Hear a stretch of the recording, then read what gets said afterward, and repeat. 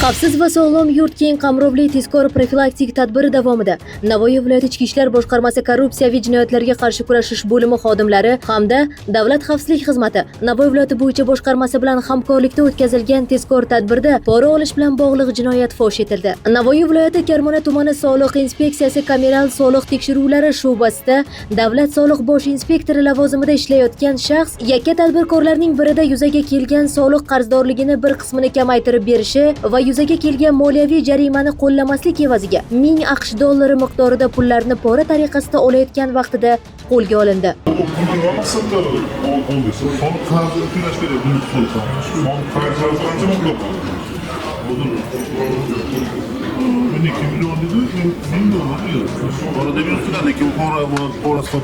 Şunarlı, pora 2026 şart yozuvi,